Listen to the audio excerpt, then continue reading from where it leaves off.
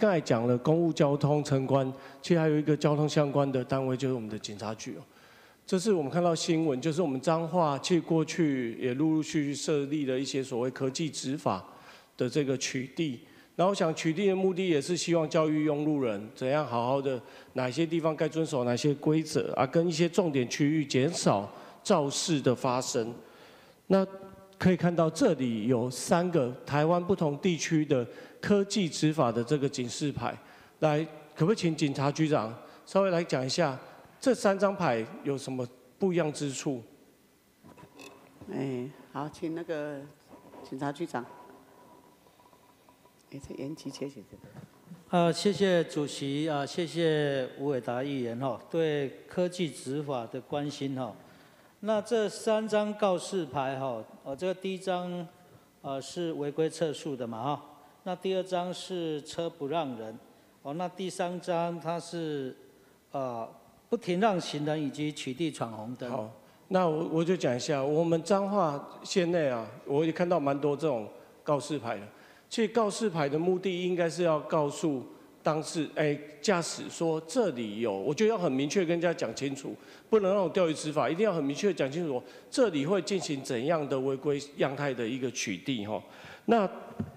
下一页这个投影片可以看到，其实在交通我们在设计上，我们大概的交通设计大概分，我们讲是一个3-1，从你的工程设计工程到驾驶的训练与教育到交通执法，分3个层面来讲。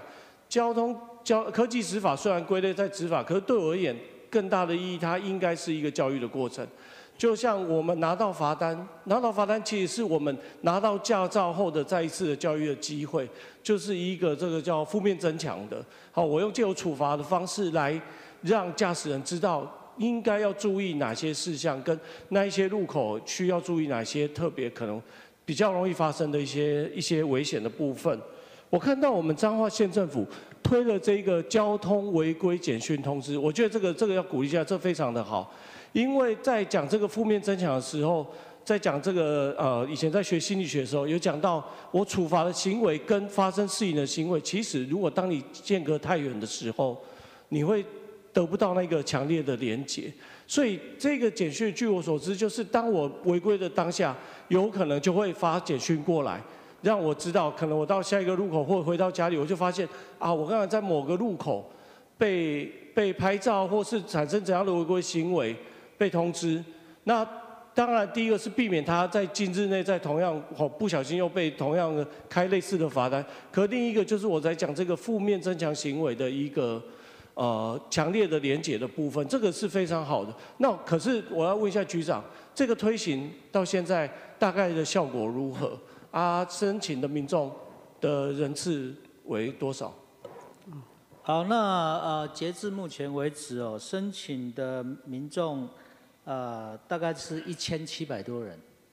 好，那这以彰化县的整体人数，我觉得这个不算很多啦。那这应该是一个免费的服务嘛？是。好，我希望警察局在这个部分，不管或者是交通处、公务处、城关，所有跟交通有关的，应该协力，甚至整个县府一起来推动这一件事情。借由这样子及早的让用路人知道你在这个路口被开罚，避免你近日或者是接下来的时间又重复拿到一样的罚单。另一件事情也是增强这个我叫负面增强这个教育的一个增强的一个手段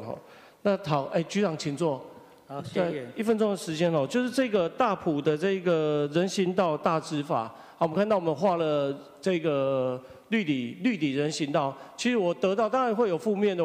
可是我们也不得不说也得到很多正面的一个回馈，说有人说他好感动，他看到前面的人推着娃娃车在大埔路上行走。那我想问一下，